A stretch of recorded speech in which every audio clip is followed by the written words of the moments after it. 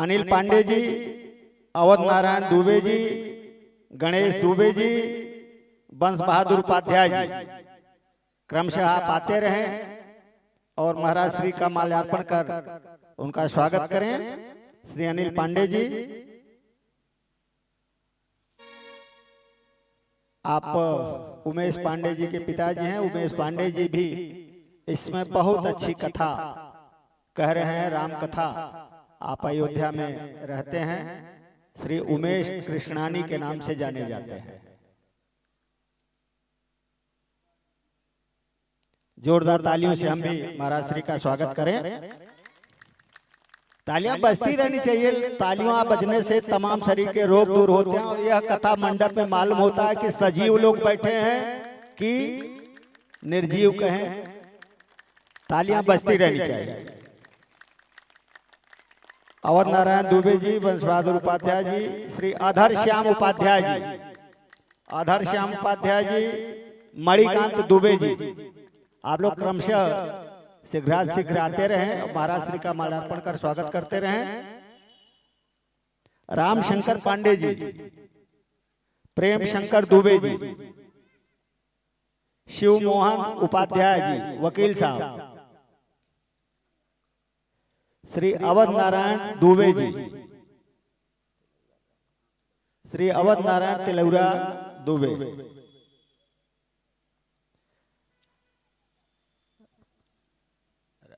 राजेंद्र यादव खोखो, बड़े ही धार्मिक प्रवृत्ति के व्यक्ति हैं और उनका बहुत सहयोग रामकथा में रहता है। ऐसे हमारे राजेंद्र यादव और खोखो, आप भी आए और महाराज श्री का माल्यार्पण कर स्वागत करें।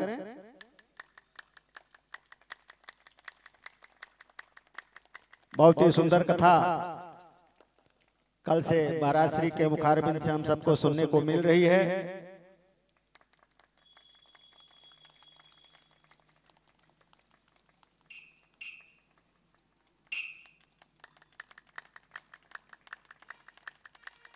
अधर श्याम उपाध्याय जी हम लोगों के बीच में बहुत ही सुंदर गायन, केवट का पाठ इत्यादि किया करते हैं।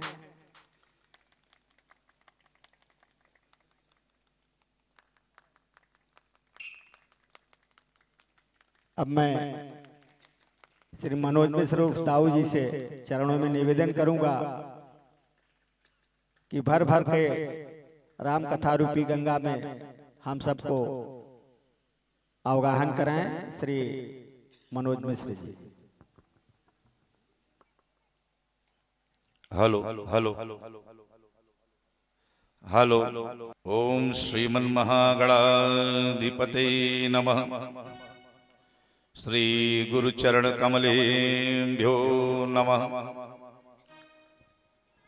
ओम नमः परमहंसा स्वादित चरण कमल चिन्मकरंदाय भक्त जनमानस निवासाय श्री रामचंद्राय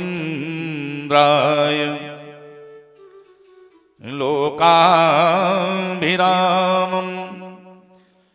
रणरंगधीरं राजीवनेत्रं रघुवंशनाथं कारुण्यरूपं करुणाकरन्तं श्रीरामचन्द्रं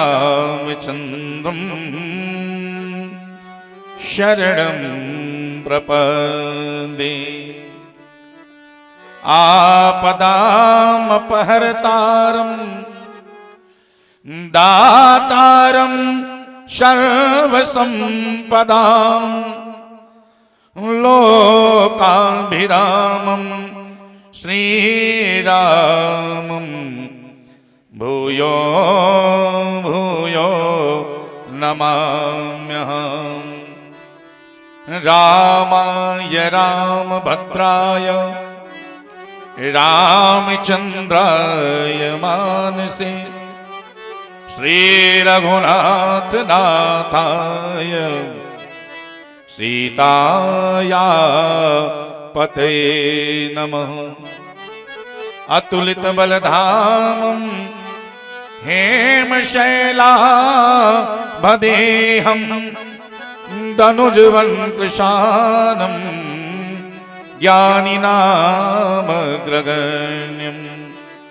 सकलगुणनिधानं वानराणामधीशं रघुपति प्रिय भक्तं वातजातं नमामि। गंगातरंगरमणीय जटाकलापं गौरी निरंतर विभो श्रितवामभागं नारायण प्रियमनंग मदापहारं वाराणसीपुरपतिं भज विश्वनाथं। सर्वमंगलमंगल्ये शिवे सर्वार्थ साधिके शरण्ये त्र्यंबिके गौरी नारायणी नमोस्तुते। बार बार बर मागो हर्षि देव श्रीरंग पद सरोजे अनपायनी भगति सदा सत्संग। भक्ति भक्त भगवंत गुरु चतुर नाम बपुए तिनके पद वंदन किए नासे बेघ्न अनेक। श्रद्धा और प्रेम से बोलिए सियावर राम चंद्र भगवान की। और धीरे से बोलिए, धीरे धीरे बोल, कोई सुन ना ले, नहीं तो पुलिस आ जाएगी। धीरे धीरे बोलिएगा। बोलिए प्रेम से वीर बजरंग बली की। थोड़ा आप तो माइक में बोल रहे हैं, आप धीरे ही बोलिए। बोलिए प्रेम से वृंदावन बिहारी लाल की। चाहे और धीरे से बोलिए, सब उल्टी खोपड़ी वाले। बोलिए प्रेम से विंध्याचल महारानी की, गंगा मैया की, दुर्गा मैया की, लक्ष्मी मैया की, सरस्वती मैया की। हाँ, अब सावधानी पूर्वक और बुलंद आवाज से बोलिए प्रेम से सत्य सनातन धर्म की, सत्य सनातन धर्म की, भारत माता की, भारत माता की। अच्छा, आज के समय में बड़ी विचित्र स्थिति है। हम लोग कहीं कहीं कथा में भारत माता की जय बोलवा देते हैं तो इस पर भी सियासत होने लगती है। लगता है महाराज जी भाजपाई है। यानी भारत माता की जय बोलने के लिए कह दीजिए तो भाजपाई हो गए। ये केवल भाजपाइयों का काम है। भाई, हम जिस देश के रहने वाले हैं, जिस देश में हमारा जन्म हुआ है, जिस देश का खाए, तो भाई उसका गुण भी तो गाना चाहिए। अपने देश, अपने धर्म के प्रति कृतज्ञता ज्ञापित करनी चाहिए। और आज के समय में भारत माता की जय बोलो तो आदमी को जय बोलने में का शर्म आती है कि हम भारत माता की जय नहीं बोलेंगे। और उन लोगों से अगर कह दिया जाए पाकिस्तान जिंदाबाद का नारा लगाओ तो हाथ उठा के पाकिस्तान जिंदाबाद का नारा लगाते हैं। ऐसे देशद्रोहियों को का महाराज लात मार करके हिंदुस्तान के बाहर निकाल देना चाहिए, जो भारत में रह करके, भारत का खा करके और भारत माता की जय नहीं बोल सकते हैं। उन देशद्रोहियों के कान में आपकी आवाज जानी चाहिए कि हमारे सनातन धर्म के सजग प्रहरी और जग चुके हैं, अब इनको कोई दबा नहीं सकता है। इसलिए भारत माता की जय बुलंद आवाज से सभी लोग बोलिए प्रेम से भारत माता की, भारत माता की। आइए इसी जोश और जज्बे के साथ सभी लोग बड़े प्रेम के साथ में प्रभु के दिव्य पावन मंगलमय नाम का स्मरण करेंगे। तत्पश्चात समयांतर्गत प्रभु की दिव्य मंगलमयी चर्चा होगी। सभी लोग जयकारा ये है उसी जोश के साथ में कीर्तन, कोई भी धीरे धीरे से कीर्तन नहीं करेगा, सब ऊंचे स्वर से करेंगे। बोलिए प्रेम से भक्तवत्सल भगवान की।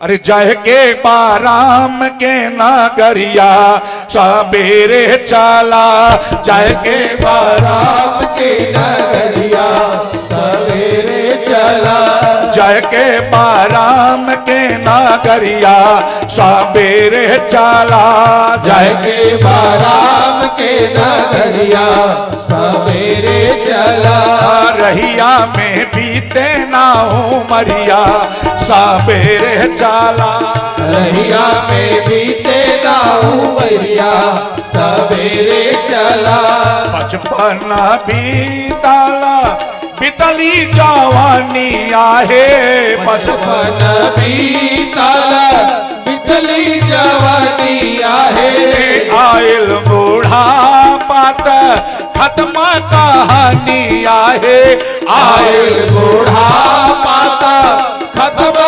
कहानी आहे, छुट जालई अंत समैया सबेरे चला, छुट जाला अंत समैया सवेरे चला, जय के बाराम के नागरिया सबेरे चला, जय के बाराम के नगरिया सवेरे चला, रहिया में बीते ना उमरिया सबेरे चला, रहिया में बीते ना उमरिया सवेरे चला, हाथी नाही घोड़ा ना कौनो सवारी बा, हाथी नाही घोड़ा ना कौनो सवारी बा, पैदल जाए के उनका अटारी बा, पैदल जाएंगे उनका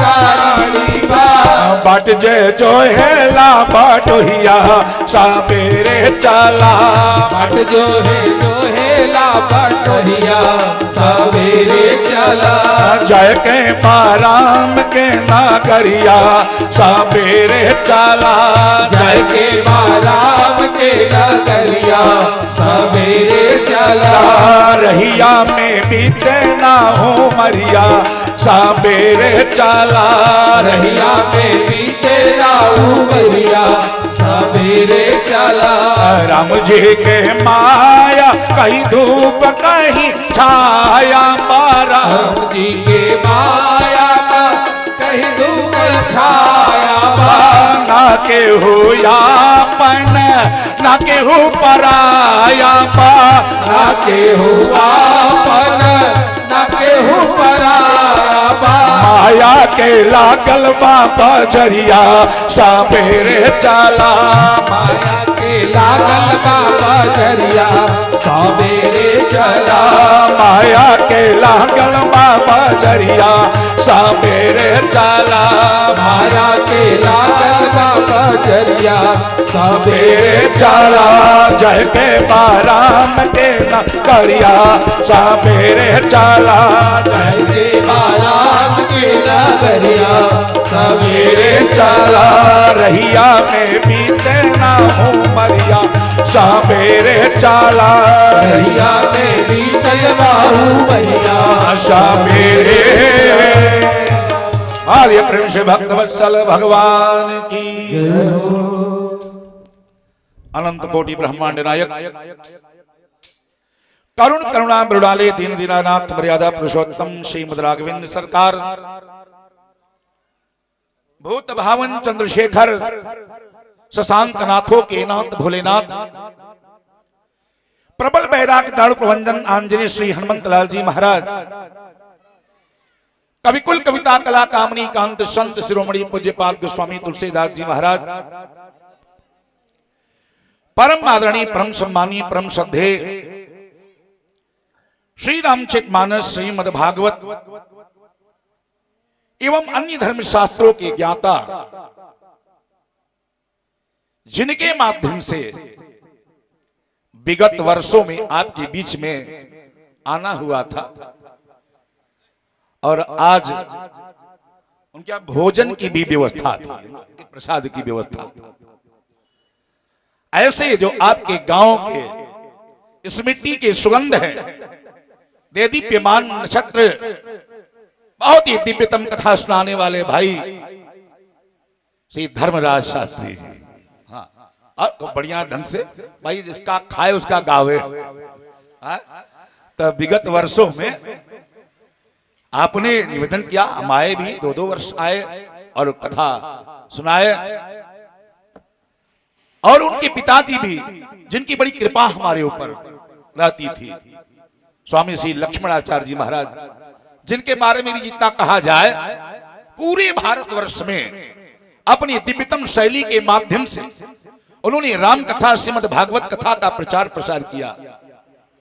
और अपनी शैली की अपनी एक विधा थी, और उसी विधा की धारा में पूरे भारतवर्षों में का बड़े बड़े मंचों पर जा जा करके राम कथा की ऐसा पताका फहराने वाले, जिनके द्वारा अभी अभी आप सभी लोग भगवान की दिव्य मंगलमय कथा का रसास्वादन कर रहे थे।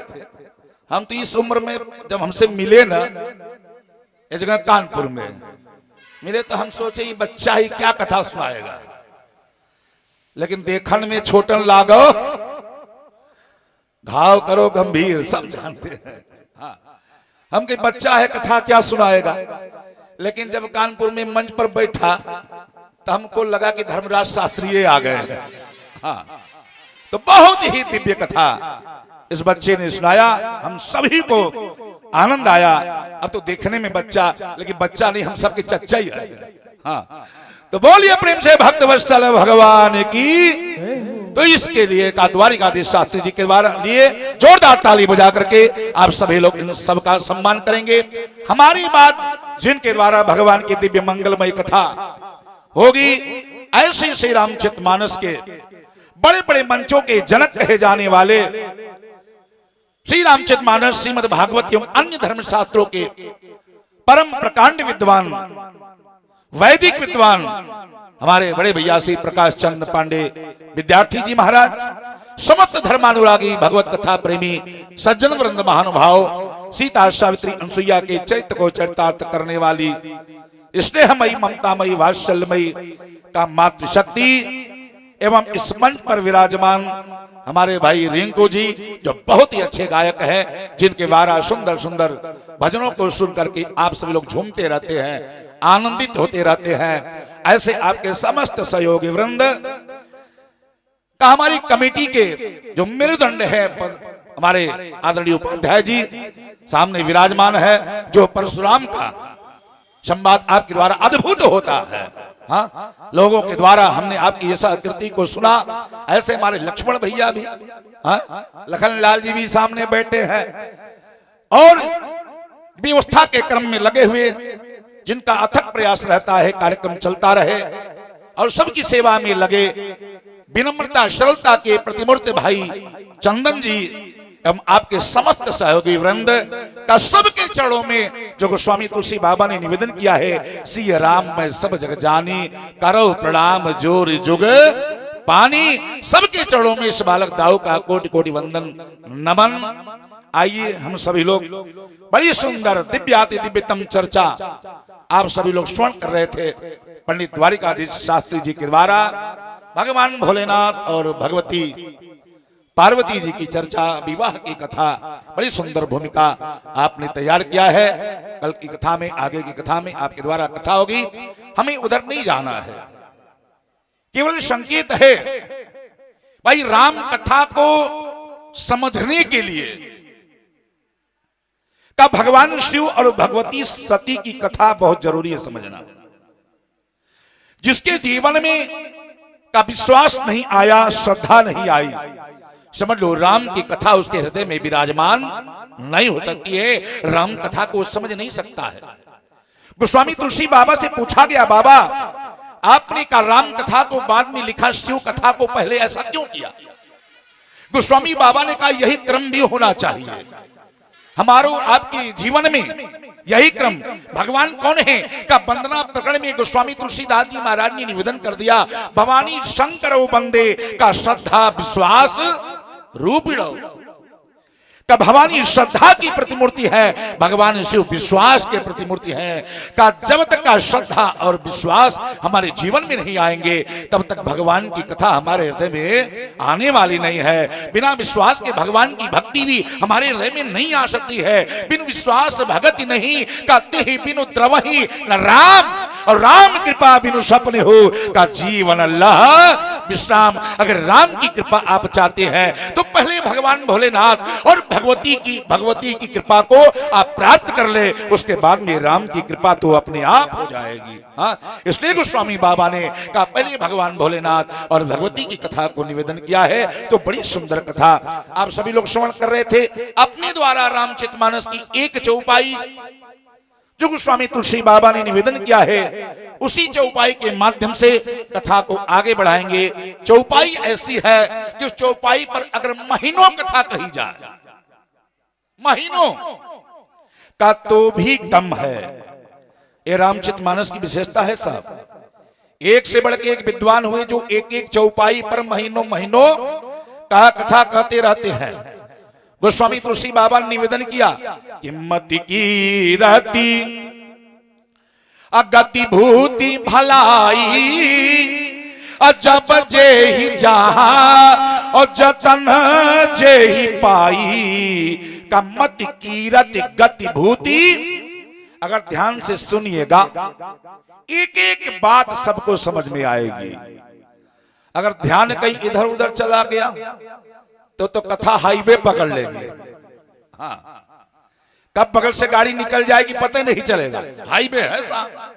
हाँ? तो हमारे आदरणीय अध्यक्ष जी बैठे हैं, आपने कहा महाराज आपकी रफ्तार बहुत है। हम क्या करें, रफ्तारे वाली हम गाड़ियां चलाते हैं। हाँ? ऐसे ही लोगों के साथ में रहे हैं इसलिए रफ्तार, लेकिन कोशिश करेंगे कि एक एक बात सबको समझ में आ जाए। हाँ, चाहे पढ़ा लिखा हो, चाहे अनपढ़ हो, चाहे एकदम गंवार हो, अगर ध्यान से सुनेगा तो उसको भी हमारी बात समझ में आ जाएगी। ताकि स्वामी जी निवेदन किया मति की रति, मति माने बुद्धि। हमने कल की कथा में निवेदन किया था कि सत्संग करोगे तो सत्संग से आपको मति की प्राप्ति होगी। लोग कहते हैं फलाने के पास में बुद्धि नहीं है महाराज, वो बुद्धिहीन है। अगर बुद्धि चाहते हो, मति चाहते हो, तो आप सत्संग करो, आपको मति की प्राप्ति हो जाएगी। एक ने पूछा कि महाराज मति की प्राप्ति तो सत्संग से हो जाएगी, लेकिन सुमति की प्राप्ति कैसे होगी?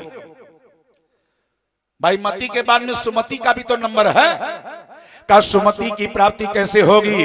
गोस्वामी बाबा से पूछा गया, बाबा एक बार बताओ, आपने तो निवेदन कर दिया है कि मति की प्राप्ति तो सत्संग से हो जाएगी। मत की रति गति भूति भलाई, जब जी जहां जतन जई पाई, सो जानब सत्संग प्रभाव, लोक वेद आन उपाऊ। सो जानब सत्संग प्रभाव, का सत्संग के प्रभाव से मति की प्राप्ति हो जाएगी, लेकिन सुमति की प्राप्ति कैसे होगी? गोस्वामी बाबा से पूछा गया, बाबा का ये सुमति कैसे मिलेगी? गोस्वामी बाबा ने निवेदन किया है कि सुमति की प्राप्ति जब ठाकुर जी का भजन करोगे,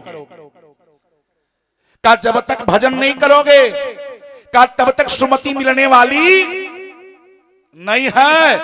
का आप कहोगे कोई प्रमाण है, लेकिन वो अभी भजन कैसे करना है? केवल हाथ में माला लेकर के राम राम करते रहे का यही भजन हो गया? या मंच पे बैठ करके हम गीत गा दी यही भजन हो गया? का नहीं। गोस्वामी बाबा से पूछा गया, बाबा किस प्रकार से भजन करना चाहिए जिससे हमारे जीवन में सुमति की प्राप्ति हो जाए? गोस्वामी तुलसीदास जी महाराज ने कहा, अगर जीवन में सुमति चाहते हो कि जो यापन, भाई धन्य हो तिलठीग्राम, जहां लगातार रामचरितमानस का पाठ होता रहता है, लगातार। हम लोग क्या महाराज कहीं महीना में एक आध बार किसी के घर में पाठ हो गया तो हो गया महाराज, ललकार के हम लोग कहते हैं एक महीने में एक बार। अब यहां लगातार 365 दिन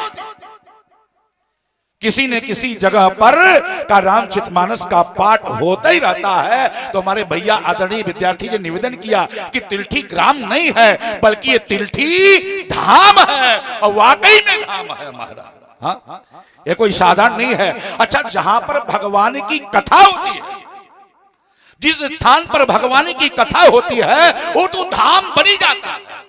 जहां पर रामचरितमानस का गुणगान होता है वो तो धाम ही हो जाता है। तो हमारे यहाँ शास्त्रों में लिखा है कि तत्रैव गंगा यमुना च तत्र गोदावरी सिंधु सरस्वती च सर्वाणि तीर्थानि वसन्ति तत्र यत्र च्युतोद्धार कथा प्रसंग। जहां पर भगवान की कथा होती है सारे के सारे तीर्थ का अपने आप वहां पर आ जाते हैं। तो वाकई में जो तिलठी है का तिलठी ग्राम नहीं बल्कि तिलठी धाम है। और ऐसे तिलठी धाम में बैठ करके आप सभी लोग कथा श्रवण कर रहे हैं। हमारे जहां के युवा भी कथा प्रेमी हो, लोग खोजते हैं। अगर थोड़ा भी इधर उधर भटक जाओ तो कहते महाराज आज कथा नहीं सुना है। भटक गए। जहां के युवा भी कथा सुनना चाहते हैं का वो तिलठी ग्राम है। भाई जहां युवा कथावाचक हो तो श्रोता भी युवा। इतनी संख्या में युवा हर जगह नहीं बैठते हैं, सब बूढ़े बूढ़े युवा तो लेकर के मोबाइल सड़क के किनारे बैठे होंगे और जगह पे। लेकिन यहाँ कम से कम हमारे युवा साथी भगवान की कथा में बैठे हुए हैं और बैठ करके बड़े प्रेम के साथ में कथा सुन रहे हैं। कहा कि स्वामी तुलसी बाबा ने निवेदन किया, जानते हो का सुमति की प्राप्ति कैसे होगी, का भजन करो, का भजन कैसे करना है, का जो आपन और चाहे कल्याणा सुजस सुमति शुभ गति सुख नाना। सुजस सुमति शुभ गति सुख नाना।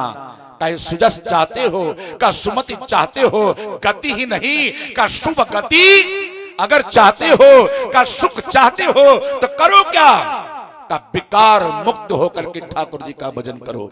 विकार युक्त नहीं, विकार मुक्त होकर के जब ठाकुर जी का भजन करोगे, प्रभु का भजन करोगे, तब जाकर के आपको सुमति की प्राप्ति होगी। काम क्रोध मद लोभ सब नाथ नरक के पंथ सब परिहरी रघुबीर ही का भाजा हूं भाजा ही जही संत।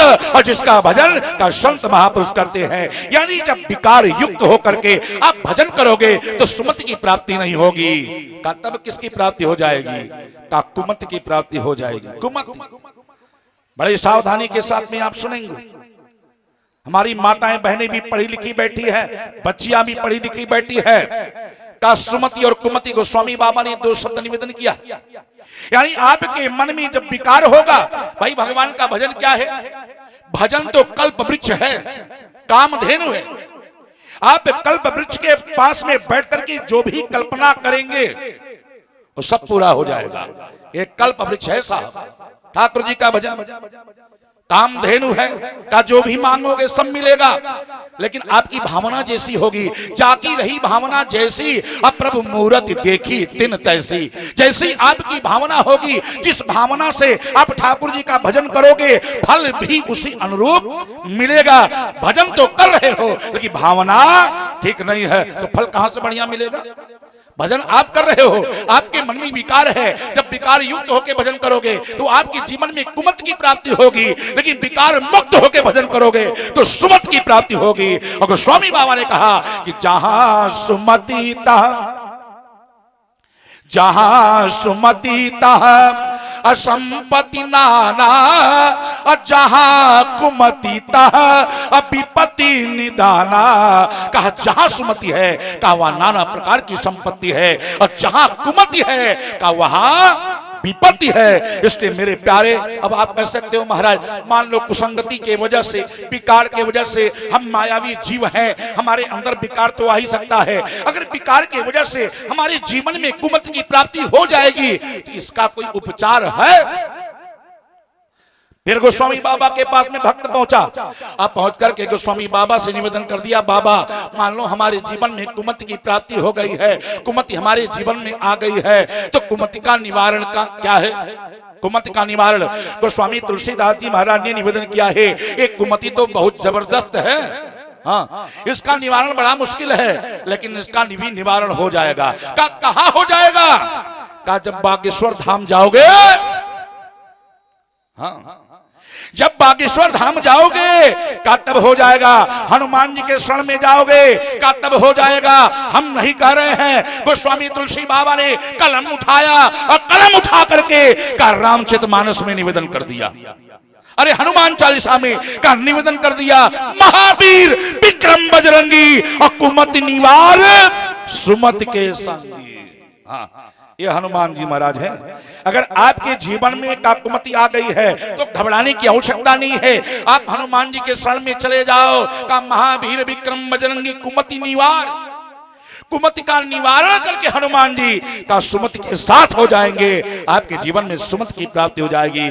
का आप सत्संग करोगे तो मति, कुसंग करोगे का कुमति, और जब ठाकुर जी का भजन करोगे विकार मुक्त होकर के का सुमति की प्राप्ति हो जाएगी। कहा जहां सुमतितः संपत्ति नाना और जहां कुमतितः का विपत्ति निदाना। अब कुमति चाहिए कि सुमति? अरे जरा जोर से बोला। सबको माल चाहिए, संपत्ति सबको चाहिए, संपत्ति चाहिए तो सुमति चाहिए, है ना? का बिना सुमति के संपत्ति आने वाले नहीं। एक बार एक सेठ जी थे और सेठ जी को रात्रि में आकर के लक्ष्मी माता ने स्वप्न दिया।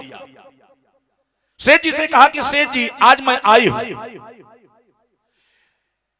हूं, दोबारा मैं फिर आऊंगी, लेकिन हमसे तुम एक ही चीज मांगना, एक चीज, दो चीज नहीं मांगना। अब लक्ष्मी जी स्वप्न दे करके चली गई। अभी सेठ जी महाराज रात भर इनको नींद नहीं आई, स्वप्न देख लिए थे, रात भर नींद नहीं आई।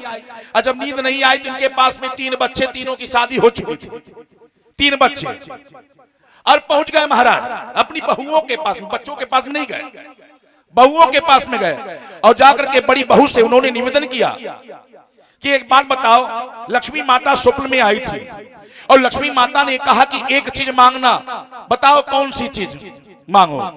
उसने कहा ये महाराज हम लोग का मकान बढ़िया नहीं है, खूब बढ़िया मकान मांग लो। कहे अच्छा मकान, हाँ मकान तो नहीं है, सही बात है भाई, परिवार है, लेकिन अच्छा मकान नहीं है। ठीक है, मकान की बात जम गई। गए महाराज मझली बहू के पास, जाकर के उससे पूछे कि लक्ष्मी माता ने स्वप्न दिया फिर आएंगी देने के लिए, लेकिन उन्होंने कहा कि एक चीज मांगना, बताओ कौन सी चीज मांगे। उसने कहा महाराज खूब रुपया मांग लो, जब रुपया हो जाएगा तो हम लोग मकान भी बनवा लेंगे, रुपया मांग लो। कहा अच्छा रुपया। छोटी बहू के पास में गए और जाकर के छोटी बहू से उन्होंने पूछा कि छोटी बहू एक बार बताओ, लक्ष्मी माता स्वप्न में आई थी, दोबारा फिर आएंगी। एक मौका उन्होंने दिया, कहा कि एक चीज मांगना, 2 चीज नहीं। छोटी बहू कथा में जाती थी, सत्संग करती थी, भजन करती थी, संस्कारिक थी। उस बहू ने कहा कि पिताजी अगर लक्ष्मी जी से मांगना है तो एक चीज मांगना। का कौन सी चीज? का सुमति मांग लेना, कि परिवार में सुमति बनी रहे, परिवार में कुमति ना रहे, का यही मांग लेना। सेठ जी को लगा ये बहुत अच्छी बात और बड़ी ऊंची बात इसने निवेदन कर दिया। अब तो लक्ष्मी माता आई और जैसे लक्ष्मी माता स्वप्न में आई, लक्ष्मी माता ने कहा सेठ जी मांगो। सेठ जी हाथ जोड़ के खड़े हो गए, मानो सेठ जी ने कहा कि हे लक्ष्मी माता अगर देना चाहती हो तो एक काम करो, का बस यही का सुमति दे दो, हमारे परिवार में सुमति रहे। लक्ष्मी ने कहा अब तो मैं यहाँ से जाने वाली नहीं, बस यहीं पर मैं रहूंगी, क्योंकि जहां सुमतिता संपत्ति नाना और जहां कुमतिता विपत्ति निदाना। कहा जहां सुमति है का वहीं पर संपत्ति है और जहां सुमति नहीं का वहां संपत्ति नहीं। इसलिए कहा यह सुमति का भजन से प्राप्त होती है। एक बार की बात बताऊं, एक बार एक राजा साहब थे, राजा साहब, और राजा साहब से मिलने के लिए एक सज्जन कहा चले, और चलते चलते का दरबार के पास में महल के पास में पहुंचे, और जैसे महल के पास में पहुंचे 2 द्वारपाल खड़े थे। 2 द्वारपालों ने देखा कि भाई ये आदमी एकदम फटे हाल है, भिखारी की तरह दिख रहा है, कपड़े फटे हैं, एकदम गंदे हैं, शरीर पर कभी साबुने नहीं लगा, हाँ दूर से बदबू आ रही है शरीर पे, का पैर में चप्पल का निशान तक नहीं है, एकदम फटे हाल, एकदम खंजाट का आया है। और आकर के खड़ा हुआ, उसने पूछा कि भाई कौन हो, किससे मिलना है? उसने कहा राजा साहब से मिलना है। राजा साहब से? तुम राजा साहब से मिलो? कहा जाओ और जाकर के राजा साहब से कह दो कि तुम्हारा साढ़ू आया है। साढ़ू? अभी दोनों नीचे से लेके ऊपर तक देखने लगी। राजा साहब का साढ़ू, कहा राजा कहा भिखारी, ये साढ़ू कैसे हो सकता है, इसकी स्थिति जरा देखो। कहा ये साढ़ू नहीं है। कहा नाना, कहने नहीं जाके कह दो राजा साहब से कि तुम्हारा साढ़ू आया है। दो द्वारपाल थे, एक दरवाजे पर खड़ा रहा, एक सोचा जाकर के पूछते ही हो सकता है राजा साहब का साढ़ू हो। गया और जाकर के राजा साहब से उसने निवेदन किया कि राजा साहब क्या बात है। कहे हुजूर आपका साढ़ू आया है। राजा साहब बोले हमारा साढ़ू, आज तक तो हम किसी साढ़ू को नहीं जानते, किसी साढ़ू को नहीं देखे, हमारी कोई साली सहराज है ये नहीं है, इस साढ़ू कहां से आ गया, ये साढ़ू कहां से आ गया। राजा साहब रानी को बुलाए और रानी को बुला करके राजा साहब ने पूछा कि रानी एक बात बताओ, तुम्हारी कोई बहन है। रानी ने कहा कोई बहन नहीं। कहे साढ़ू कहां से आ गया। अरे कोई बहन नहीं है, मैं तो अकेली। कहा अच्छा कोई फुफेरी बहन, जरा याद करो, फूफा की लड़की। अरे फूफा उफा किसी की लड़की नहीं। कहीं मौसी की लड़की, का वो भी नहीं है। कहीं मुंह बोली बहन, का वो भी नहीं है। कहीं तो साढ़ू कहां से आ गया। कहे तो अपने साढ़ू से बुला के पूछो अपना साढ़ू कैसे हो गया, बुलाओ साढ़ू को। अभी राजा साहब ने नौकर से कहा, द्वारपाल से कहा कि जाओ और जाकर के बुला करके ले आओ। जैसे वो राजभवन में आया, अंदर आया और आते ही उसके बदबू से पूरा भवन एकदम महक गया। हाँ, सब इधर उधर दूर हट करके बैठ गए। राजा साहब ने पूछा कि एक बार बताओ भाई साहब, आप हमारे साढ़ू कैसे हुए। उसने कहा महाराज हम लोग दूर के रिश्तेदार नहीं है, एकदम अत्यंत नजदीकी रिश्तेदार है। कहा कैसे साढ़ू हुए। कहा आपको पता होना चाहिए। का दो बहनें। कहा कौन कौन। का एक का नाम कुमति और दूसरे का नाम सुमति। का दो बहनें सगी बहनें हैं। का एक का नाम कुमति और दूसरे का नाम सुमति। का कुमति का विवाह मेरे के साथ में हो गया, सुमति का विवाह आपके साथ में हो गया। आप राजा हो गए और हम राजा नहीं बन पाए। हम जहां के तहां रहे, तो जहां सुमति तहां संपत्ति नाना और जहां कुमति तहां विपत्ति निदाना। तो स्वामी तुलसी बाबा से पूछा गया, बाबा सुमति से संपत्ति की प्राप्ति हो जाएगी, लेकिन परमात्मा की प्राप्ति नहीं हो सकती है। सुमति से संपत्ति मिल जाना, संपत्ति की प्राप्ति हो जाना, ये कोई बहुत बड़ी बात नहीं है। आप थोड़ा सा परिश्रम करो, ठाकुर जी का भजन करो, भाग्य जग जाएगा, का संपत्ति की प्राप्ति हो जाएगी। लेकिन असल बात तो यह है उस परम तत्व की प्राप्ति होना। का उस परम तत्व परमात्मा की प्राप्ति का कैसे होगी। गोस्वामी बाबा ने कहा उस परमात्मा को अगर चाहते हो, उस परम तत्व को प्राप्त करना चाहते हो, तो इसके लिए आपको करना क्या पड़ेगा। अपनी मति को, कुमति नहीं, सुमति नहीं, बल्कि मति को निर्मल मति बनानी पड़ेगी। निर्मल मति। और जब तक ये आपकी मति निर्मल मति नहीं होगी, तब तक उस परम तत्व की प्राप्ति नहीं हो सकती, परमात्मा की प्राप्ति नहीं हो सकती है। तो आपकी मति निर्मल मति में कब बदलेगी। हाँ, आपकी मति निर्मल मति में कब बदलेगी, आपकी मति निर्मल मति कब बनेगी। बाबा से पूछा गया, बाबा ने कलम उठाया और उठा करके लिख दिया। गोस्वामी जी महाराज निवेदन कर रहे हैं कि जनक सुता जग। हाँ, ध्यान पहुंच गया होगा। जनक सुता जग अजननी जान की, और अतिशय प्रिय करो अना निधान की। ताके जोग पद, ताके जोग पद कमल मनावो, जासु कृपा निरा मलमति पावो। का जनक सुता जग जननी जान की, अतिशय प्रिय करुणा निधान की। ताके जुग पद कमल मनावो।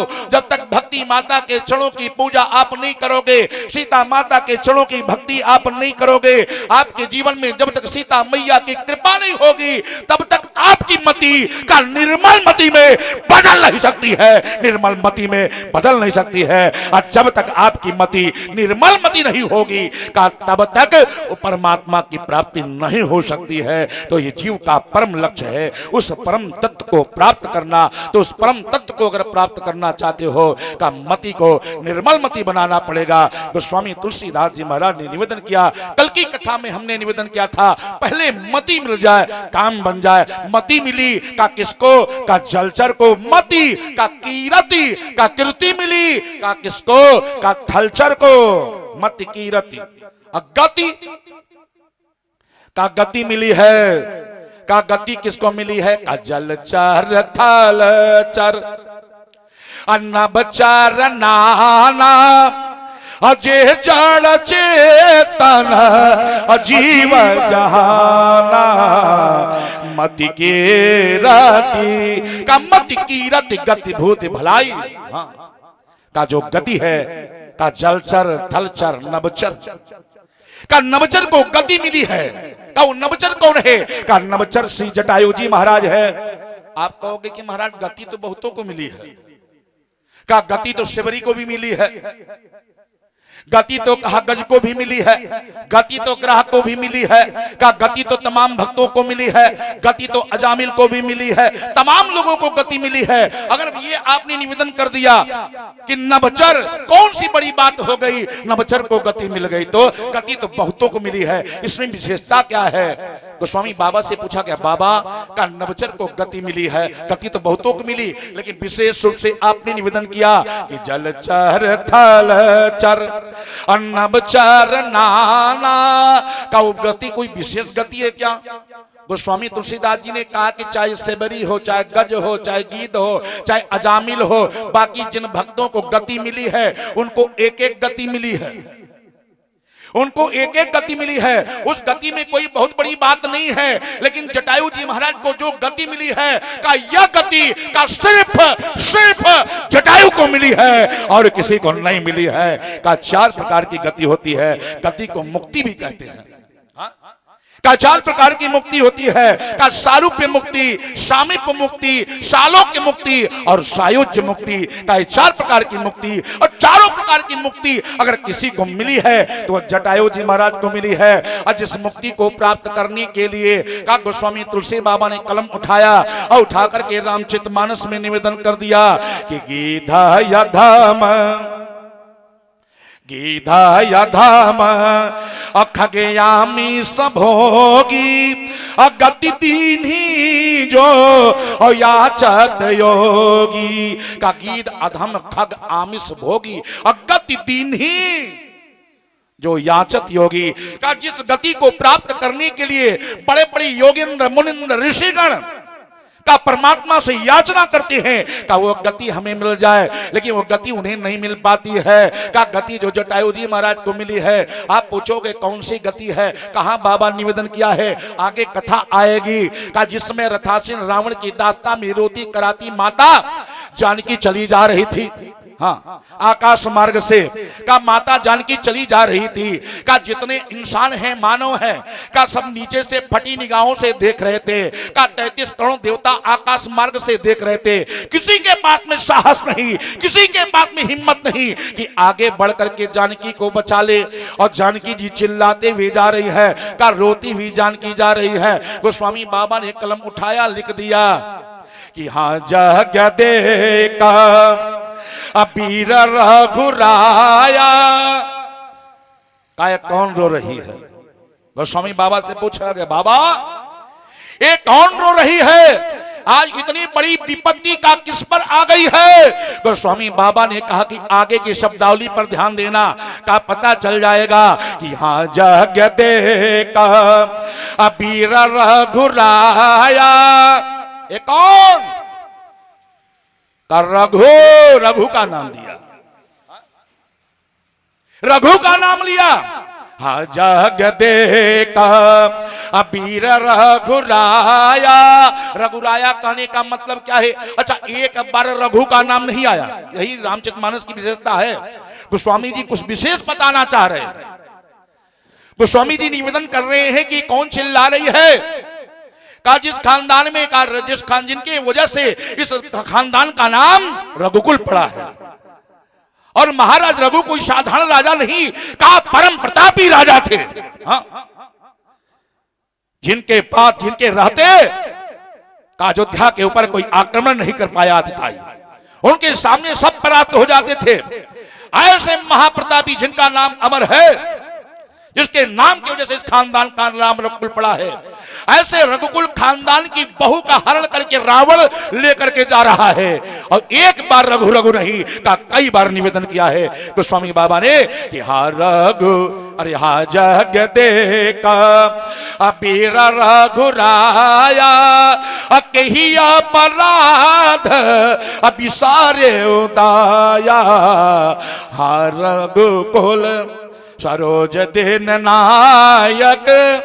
हाँ, हर जगह जहां आप देखो का रघु रघु आरती हरण और शरण सुखदायक, हाँ रघुकुल सरोज दीन नायक, गिधर राज सुनियारत बानी, रघुकुल तिलक नारी पहचानी। बार बार रघुकुल तिलक, हाँ रघुकुल नारी खानदान की बहू, हाँ रघुराया, बार बार रघु, बार बार रघु, बार बार रघु का मतलब क्या है?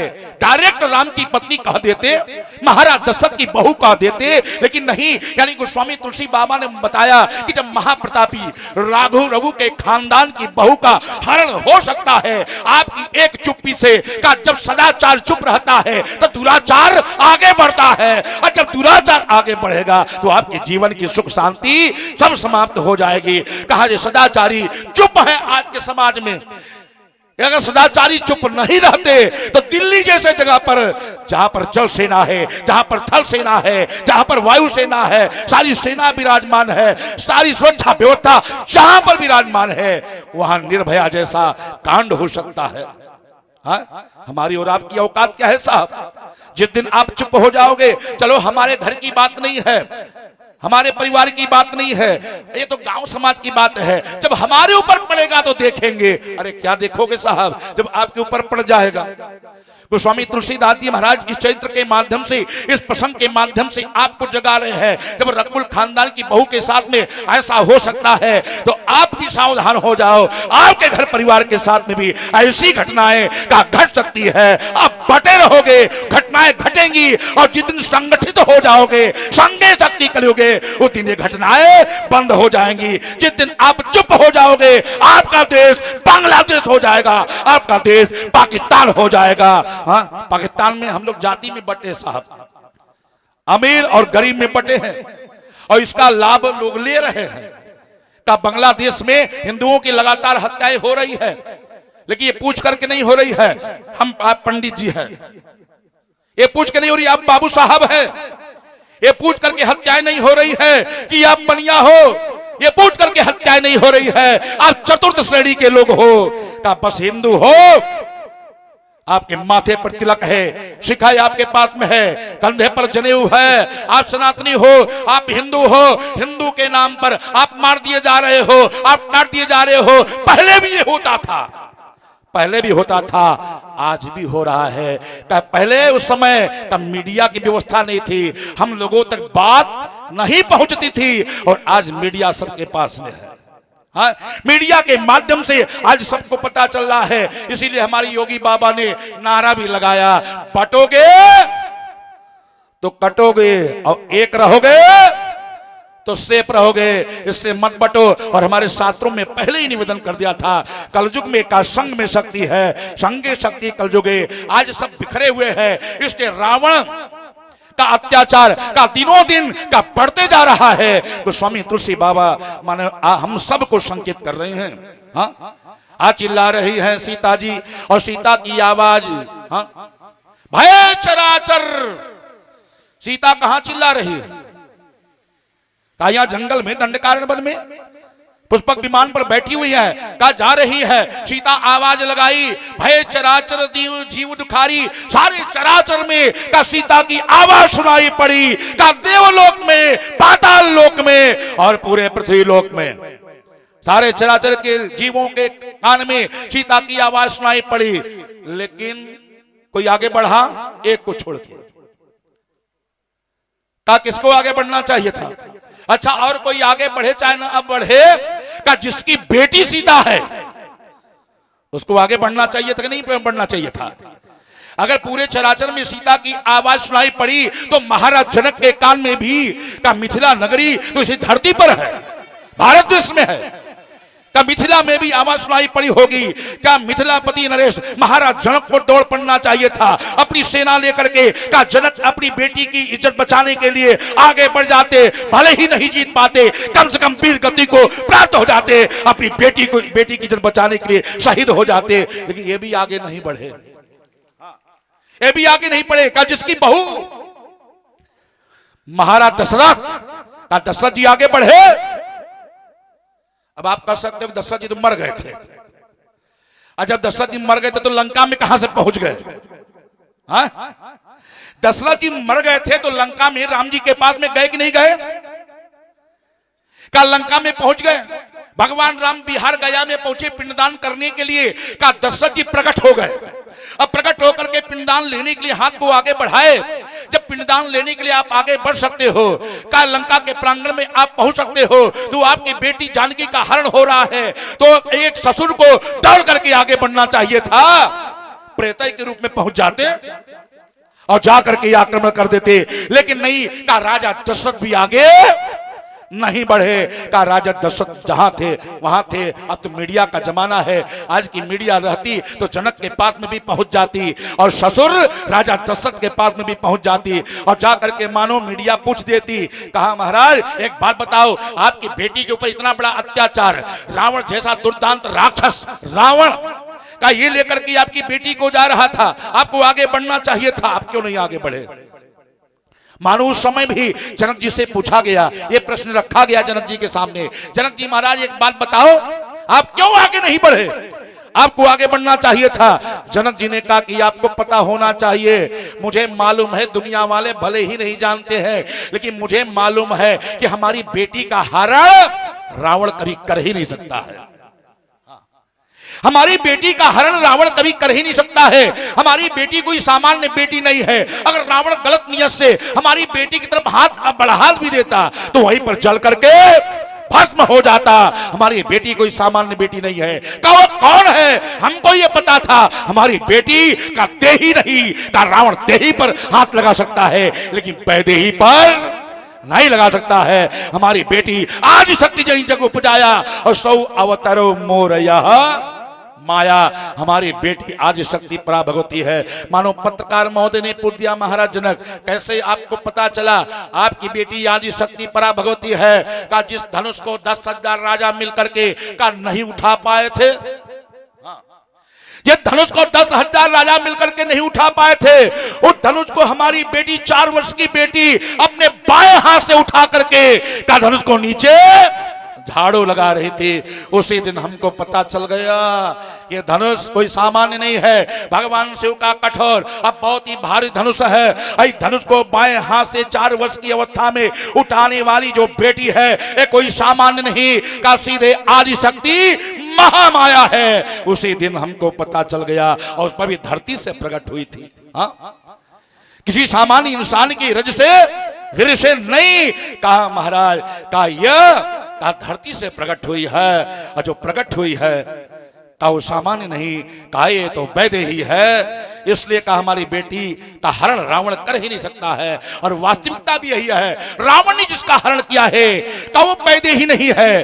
का वैदेही कहाँ है? भगवान राम ने कहा सीता से कि सुनो प्रिया व्रत अरुचिर सुशीला, अब हम करब कछुक नार लीला, तुम पावक मह करहु निवासा, जब लगी करहु और निशाचर नासा। का तुम पावक मह करहु निवासा और जब लगी करहु निशाचर नासा। का सीता जी कहाँ हैं? का सीता जी अग्नि में है। यानी जिस सीता को रावण लेकर के जा रहा है का ये असली सीता नहीं है, ये तो नकली सीता है। हाँ, नकली सीता है। सीता का मात्र प्रतिबिंब है, लेकिन प्रतिबिंब की लीला भी बहुत गजब की लीला है साहब। ये छाया की सीता है, यानी छाया की सीता को रावण लेकर के जा रहा था। महाराज दशरथ से पूछा गया। जनक जी ने तो जवाब दे दिया। आपका राय क्या है? आपकी बहू का हरण करके रावण लेके जा रहा था, आपको आगे बढ़ना चाहिए था। महाराज दशरथ ने कहा कि हमें भी मालूम है कि हमारे बेटे राम के रहते एक रावण नहीं हजारों रावण भी आ जाते तो हमारी बहू सीता को लेकर के जा नहीं पाते। अपने बेटे के बारे में जानकारी है, बहू के बारे में जानकारी है, का बेटे के बारे में क्या जानकारी है? का बेटे के बारे में तो हम इतना जानते हैं जितना कोई नहीं जानता है। इसलिए कोई भी बाप अपने बेटे के चरण से प्रेम नहीं करता है। कोई भी बाप अपने बेटे के चरण से प्रेम नहीं करता है। आज अपने बेटे के चरण से जो बाप प्रेम कर रहा है, इसका मतलब है उस बाप को मालूम है कि जो हमारा बेटा है ये कोई साधारण नहीं का, ये साक्षात परब्रह्म परमात्मा है। इसलिए गोस्वामी बाबा ने का 15 प्रकरण में ही निवेदन कर दिया कि बंदौ अवध भुआल सत्य प्रेम जेहि राम पद, राम के पद से। अच्छा, जब दशरथ जी राम जन्म के बारे में सुने तो सुनने के बारे में उनको अनुभव क्या हुआ? अरे दशरथ पुत्र अजन्म सोनिकाना मानहु ब्रह्मा आनंद समाना। उनको ब्रह्मानंद की अनुभूति हुई। यानी हमारे घर में जो बालक आया है ये कोई सामान्य नहीं है। साक्षात राम ब्रह्म परमानंद रूपा साक्षात ब्रह्म राम ही हमारे घर में बालक बनकर के आए हुए हैं। यह हमको जानकारी है। राम के बारे में इतना तक जानते थे, इतना तक राम के बारे में कि क्या बताऊं। राजा दशरथ ने कहा राम के बारे में तो वो हम जानते हैं, बहुत कम लोगों का ध्यान वहां तक पहुंचा होगा। राजा दशरथ ने बताया, मानो पत्रकार महोदय ने कहा और कोई प्रमाण है राम ब्रह्म होने का कि राम ब्रह्म है, राम बहुत शक्तिशाली है, आपको जिस राम पर इतना भरोसा है उस राम के बारे में कुछ और बताओ। महाराज दशरथ ने कहा उस राम के बारे में भी हम बता रहे हैं। का राम के बारे में बहुत कुछ जानते हैं। एक बार का यही रावण, एक बार रावण का पहुंच गया कहा अयोध्या। लोग कहते रावण त्रैलोक के विजयी था, लेकिन जब कथा आप सुनेंगे तो आपको लगेगा ही नहीं कि रावण त्रैलोक की विजयी की बात छोड़ो, एक लोक का विजयी नहीं था रावण। हाँ, एक लोक का विजयी रावण नहीं था। अच्छा, कहां से त्रैलोक विजयी रावण हो गया? बाली ने 6 महीना अपने कांख में रखा था। बाली ने 6 महीने तक अपने कांख में रावण को रखा था। कहां से त्रैलोक की विजयी हो गया? और केवल 6 महीना रखा नहीं था, 6 महीने तक रखा था और बहुत परेशान करता था। अब कांख में कहा तलवार भाई जितना अस्त्र शस्त्र था सब बाली के कांख में घोपता था। हाँ, बाली परेशान हो गया। बाली ने कहा चैन से रहने नहीं देगा, पूजा पाठ करने नहीं देगा, अब एक काम तो इसको बांध के रखना है। बाली ने बांध दिया। देखा भैया क्यों नाके काने के गिरल बका। हमारे महाराज जी बड़े ईमानदार हैं, दूसरा कोई रहता तो धीरे से उठा के रख लेते। हाँ, क्या बात है। बोलो प्रेम से भक्तवत्सल भगवान की। अब कथा को बहुत जल्दी जल्दी समेट रहे हैं क्योंकि महाराज जी मंच पर आ गए हैं ना। अब इनके द्वारा बहुत ही दिव्य मधुर और लालित्यपूर्ण कथा हम सभी लोग सुनेंगे, बहुत आनंद आएगा। आप कथा सुनते कल 1.25 घंटा सुना है कथा। हमको लगा कि अभी 45 मिनट हुआ, हम भी बैठे बैठे सुन रहे थे, बड़ा आनंद आ रहा था। तो बड़ी ही रोचक शैली आपकी है, कथा भी भगवान की बड़ी रोचक होती है। आपके द्वारा बहुत आनंद हम सभी लोगों को आएगा। गोस्वामी बाबा ने रामचरितमानस में का इस कथा को निवेदन नहीं किया, लेकिन मानस रहस्य में इस कथा को निवेदन कर दिया है। और सतना से प्रकाशित मलन ग्रंथ कथा आपको नहीं सुनाएंगे। हाँ, सतना से प्रकाशित बहुत से लोग आते हैं महाराज, कथा कुछ लिखा है शास्त्रों में, किताबों में, और जो मन में आता है बोल करके निकल जाते हैं। पढ़े लिखे भैया लोग ताली बजा देते हैं। हाँ, खूब ताली बजाते हैं, लेकिन जब आप अध्ययन करेंगे तो आपको पता चलेगा कि जिस बात पर आपने ताली बजाया है वो बात कहीं लिखी है कि नहीं लिखी है, उस बात में सत्यता है कि नहीं है। आजकल तो गूगल गुरु आपके पास में है, जब चाहो तब सर्च कर लो। हाँ, जिसकी बात भी सर्च करना है आप आराम से सर्च कर सकते हो, सब पता चल जाएगा। कहा महाराज गोस्वामी बाबा ने मानस में नहीं निवेदन किया, लेकिन महाराज दशरथ ने मानो निवेदन किया, राम के बारे में बता रहे थे। अच्छा, हम भी निवेदन आपसे कर रहे हैं कि बाली परेशान हो गया, 6 महीने तक कांक में रखा था, कांक में रखने के बाद में एकदम परेशान हो गया, वहां भी चैन से नहीं, वहां भी रावण चैन से नहीं। इसने कहा इसको बांध देना है। कहा कहां बांधना है? का अंगद जी एकदम शिशु थे, शिशु 3-4 महीने का बच्चा, न चलने लायक न फिरने लायक। अंगद जी कहां पर थे? का अंगद जी पालने में सो रहे थे। रावण अंबाली ने सोचा कि एक काम करते हैं, कांख में बहुत दिन रहा है, अब जिस पालने में अंगद सो रहे हैं इसी पालने से बांध दिया जाए। हम लोग रहते तो अंगद समेत पालना लेके भाग जाते, लेकिन जिस पालने में अंगद सो रहे हैं का उस पालने को हिला नहीं पाया रावण। बाली की बात छोड़ो, ये अंगद की बात है। हाँ, जिस पालने में अंगद सो रहे थे रावण पालने को हिला नहीं पाया, उस पालने को हिलाने का प्रयास कर रहा है। सोचा कि यहां से छुटकारा मिल जाएगा, लेकिन नहीं, का परेशान हो गया बेचारा, थक करके एकदम सुस्त हो गया। इतने में अंगद जी पैर उठाए, शिशु अंगद, हाँ बड़े वाले अंगद नहीं, का शिशु अंगद अपने पैर को उठाए और उठा करके रावण के मस्तक पे मारे एक लात, और जैसे मारे चक्कर आने लगा। राम सोचा बाप रे बाप, इसके पैर में इतनी शक्ति है। अंगद हाँ बाली का बेटा है, हाँ अंगद बाली का बेटा है, इसके पैर में इतनी शक्ति है कि जब शिशु है इस समय कई पैर से मार दिया तो हमारी ये हालत हो गई, और कहीं बड़े होने के बाद में अगर लाश से मार देगा तो हमारा तो राम नाम सत्य हो जाएगा। अच्छा, इस बात का प्रमाण बाली ने भगवान राम से भी दिया। भगवान राम से कहा हमारे बेटे अंगद को कमजोर मत समझना, का ये कैसा है, का मेरे समान बलवान है। यह तनय मन संविनय एक बाप प्रमाण दे रहा है, क्योंकि बाप को मालूम है हमारा बेटा कैसा है। हाँ, बाप को पता है, बाप झूठा नहीं बोलता, झूठ नहीं बोलता है, बाप प्रमाण दे रहा है। यह तनय मन संविनय बल कल्याण प्रद प्रभु लीजिए। हे प्रभु आप अपने शरण में रख लीजिए, हमारे समान बलवान है, हमारे समान विनयवान है, हमारे समान शीलवान है, हमारे समान है का ये अंगद है। यानी रावण वहां भी कहां जीत पाया, वहां भी बेचारा नतमस्तक हो गया। पहुंच गया अयोध्या। अयोध्या में महाराज दशरथ राजा थे, का भगवान श्री राम का जन्म हो चुका था। राम जी भी का छोटी अवस्था में थे, का अपने सखाओं के साथ में भगवान राम खेल रहे थे, सखाओं के साथ में भगवान राम खेल रहे थे। का उसी समय पहुंच गया।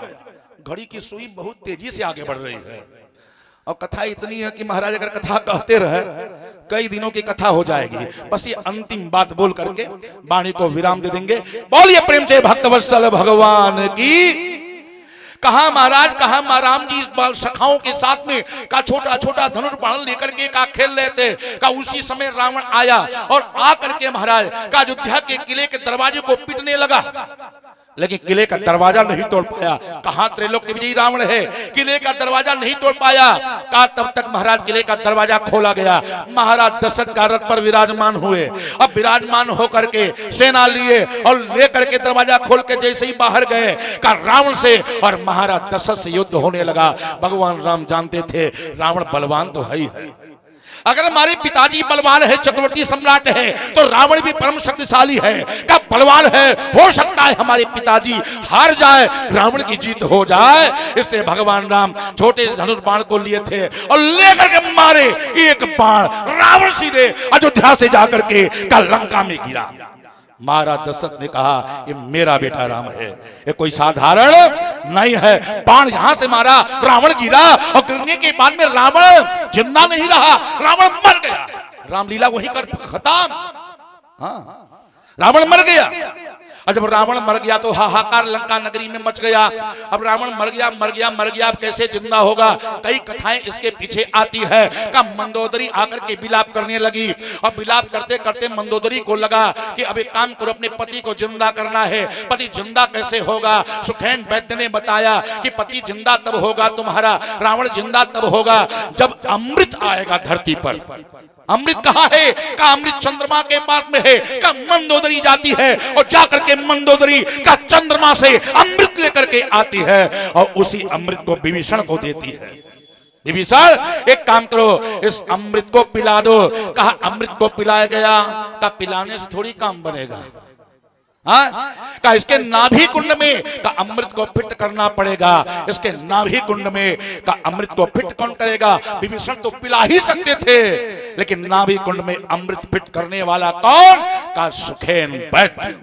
हाँ, सुखेन वैद्य का उसके नाभि कुंड में अमृत को फिट कर दिया, और जैसे अमृत को फिट किया है, उसके बाद में रावण जग गया।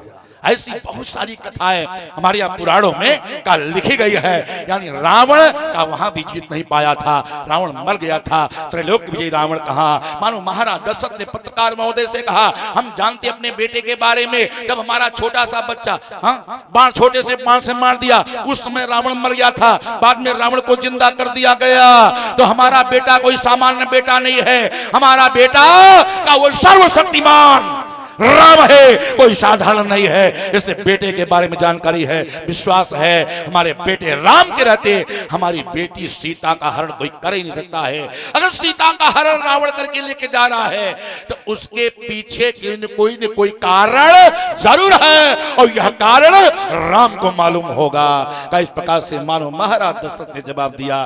गोस्वामी बाबा ने संकेत कर दिया, बार बार रघु रघु शब्द कहने का तात्पर्य है हम सबको जगाया है। कि गोस्वामी बाबा निवेदन कर रहे हैं कि गीध राज असुनियार तो बानी और रघुकुल तिलक और नारी पहचान। अब इसमें भी कथा है साहब, लेकिन कथा आज नहीं सुनाएंगे।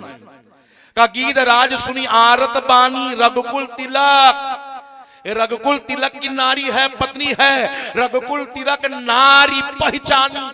कैसे पहचान गए जटायु जी महाराज? इसका मतलब है कि बिना देखे कोई किसी को पहचानता नहीं है। यानी सीता को देख करके जटायु जी पहचाने, मतलब यह है कि सीता से एक बार की मुलाकात नहीं है, और भी सीता से मुलाकात है। इसलिए अब आगे की कथा होगी।